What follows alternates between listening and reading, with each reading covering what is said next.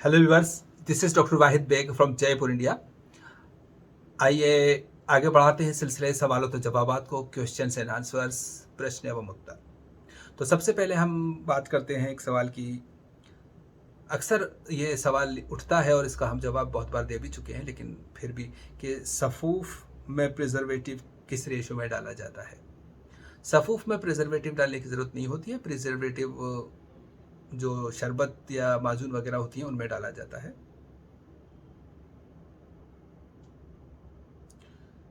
माजून फ़लास्फ़ा गर्मी में भी ले सकते हैं क्या? एक सवाल ये है। देखिए, माजून फ़लास्फ़ा एक बहुत गर्म दवा है और ये ज़्यादातर बूढ़े लोगों के लिए, बुज़ुर्गों के लिए फ़ायदेमंद है। बुढ़ापा ज़्यादा है तो वो गर्मी में भी ले सकते हैं, लेकिन जवान लोगों में अगर ऐसी बीमारी है, हद से ज़्यादा सर्दी है, तो ये ली जा सकती है, वरना ये सर्दी के मौसम में लेने की दवा होती है।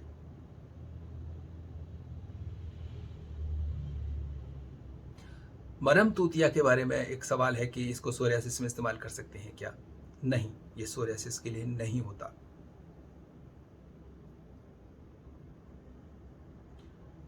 एक सवाल ये भी है कि ज़ीरा, अनीसून वगैरह का शीरा कैसे बनाते हैं? इसके बारे में भी हम बहुत बार बता चुके हैं, लेकिन फिर एक बार बताते हैं। किसी भी चीज़ का शीरा बनाने के लिए ऐसा होता है कि चाहे ज़ीरा हो, सौंफ हो, अनीसून हो या कसूस हो या मबीज़ हो, मुनक्का जिसको कहते हैं, दाख, द्राक्षा, तो इनको पानी में भिगोया जाता है।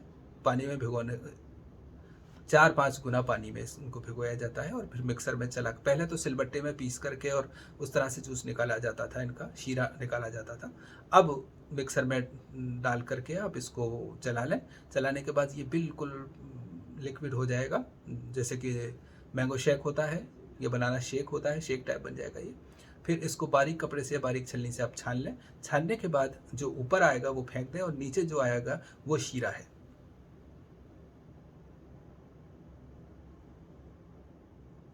एक सवाल ये भी है कि सबसे अच्छी दवा कौन सी है मैदे के लिए?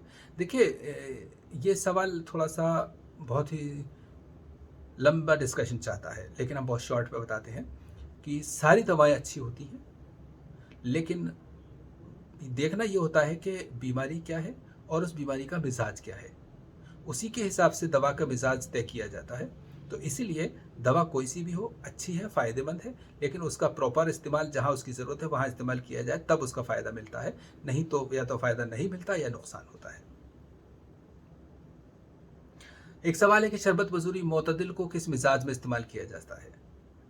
देखिए, इसमें इसी के अंदर इस सवाल का जवाब छिपा हुआ है कि शरबत बजूरी मोतदिल, मोतदिल यानी कि नॉर्मल, बिल्कुल बीच की, न गर्म न ठंडी। तो ये सब मिजाजों में दी जा सकती है।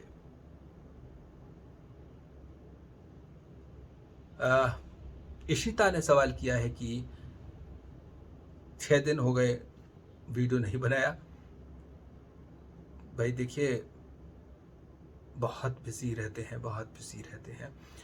इतने पेशेंट्स की बातें सुनना, उनकी दवाएं बनाना, ये सब पेशेंट्स में ही लगे रहते हैं। मेडिसिन्स भी बनती रहती हैं और भी दूसरे इसी तरह के जो यकीन मानिए, मैंने अपने आप को वक्फ कर दिया है यूनानी के लिए। तो हर वक्त यूनानी का कोई ना कोई काम कर रहा होता हूँ और यूनानी को की प्रोग्रेस का एक हिस्सा हो रहा होता है उस वक्त। जवारिश शाही में शक्कर की जगह गुड़ डाल सकते हैं क्या? आप चाहें तो डाल सकते हैं, लेकिन उसके फंक्शंस, उसके जो रिजल्ट्स हैं, इतने अच्छे नहीं मिलेंगे। बालंगो और तुलसी के बीज एक ही हैं क्या? एक सवाल ये भी है। दोनों अलग अलग हैं।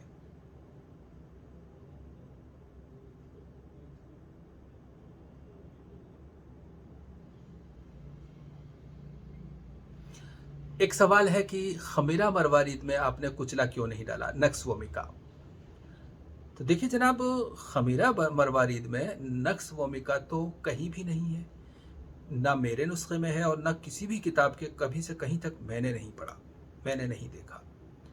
हाँ, आप अब रेशम की कह रहे हो सकते हैं, जो कि हम उसमें दिखाना भूल गए थे। लेकिन बाकी नक्स वोमिका नहीं होता है, खमीरा मरवारीद में नहीं होता है। एक करेक्शन के बारे में एक साहब ने कहा है, और जो कि सही सवाल है, ज़रूरी सवाल है कि फेफड़े का मिजाज गर्म खुश्क है या गर्म तर। तो देखिए जनाब, क्या था कि पहले जो हमारे जितना मुताला था, जितनी वो था, उस वक्त गर्म तर माना जा रहा था, लेकिन बाद में इसमें और गौर व खोज किया गया और सोचा गया, सब कुछ किया गया, देखा गया, तो उसके बाद फिर हमारे ने ये देखा कि इसका मिजाज गर्म व खुश्क है। और क्यों, कैसे, ये तो बहुत तफसील तलब बात होती है। तो ज़ाहिर सी बात है, ये किसी भी मशीन में या किसी लैब टेस्ट में नहीं नापे जाते हैं। ये सिर्फ प्रैक्टिकल ऑब्जर्वेशंस के ज़रिए तय किया जाता है। तो उसमें थोड़ी बहुत कभी कभी ऐसा होता है कि बाद में वो चीज़ में बदलाव आ जाता है, जो कि एक नॉर्मल बात है। तो फिर अब हम इसको गर्म व खुश्क मानते हैं, और देखिए कि आगे भी मानते रहें। तो डियर यूनानी फिजिशियन, डियर व्यूअर्स, फ़िलहाल इतना ही। सवाल तो बहुत सारे हैं, इंशाल्लाह नेक्स्ट टाइम लेंगे। लेकिन जो वाकई यूनानी में तरक्की के लिए ज़रूरी है, यूनानी की समझ के लिए ज़रूरी हैं, वो सवाल आए तो फिर जल्दी जल्दी सवालों का जवाब दिया जाए। अल्लाह हाफ़िज़।